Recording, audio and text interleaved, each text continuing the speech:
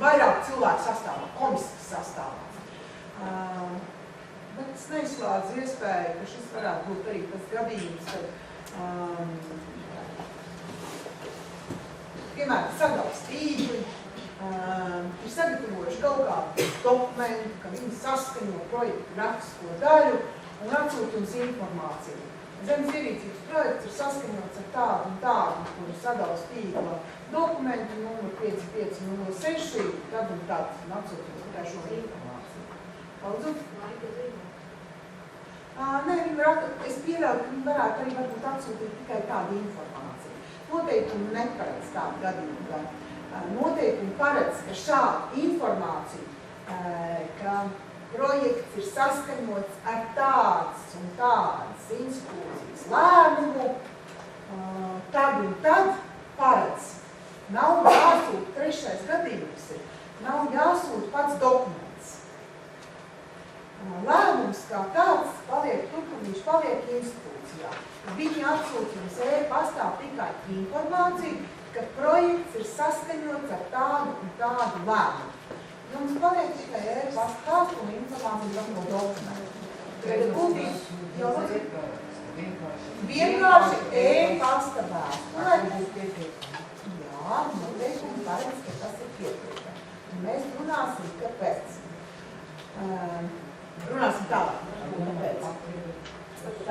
Viņi, protams, var pievienot arī to dokumentu skanētā veidā. Viņi var nosūtīt, pietiek trešais variants ir tāds, ka pietiek, kad atsūta informāciju par dokumenta, datumu, numuru un kas viņi ir izdevusi. Dokuments ir tāds, kur ir norādīts izdevējs, numurs, datums, numurs un datums, izdevējs, numurs, datums. Tā tas ir dokuments. Ja jums atsūta šādu informāciju, mums pilnīgi pietiek un tā ir pietiekoša. Protams, var pielikt klāt savu skanēto dokumentu ļoti labi, bet tam nav nekādas nozīmes. Nē, bet tā būs vienkārši parasta e-pasta vēstule. Tur nebūs elektroniskā parakstā, būs vienkārši tāda informatīvā.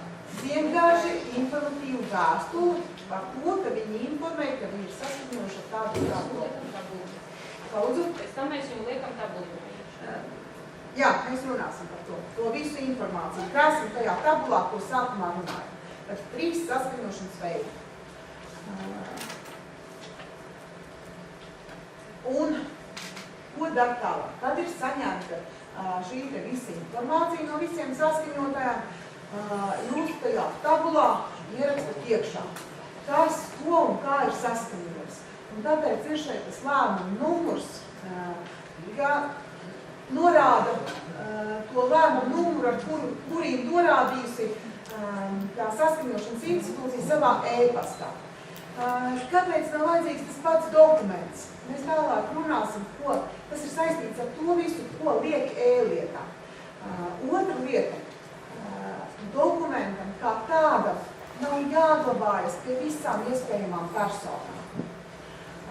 Ja kādam radīsies šaubas par kaut ko, viņam vienmēr pēc šīs norādītās informācijas ir tiesības pieprasīt tai institūcijai, vai jums tiešām kāds dokuments ir.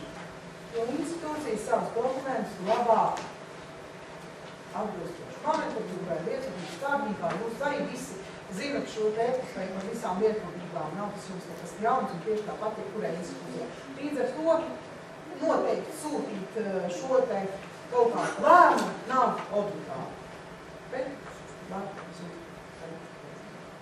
tā, aizpildat tabulu, atbilstoši. Tā, šā mums ir tā stāvgriešanā. 15 minūtes pār 12. Mēs tā, viņš izlūcam kājas un tad runājam tālāk.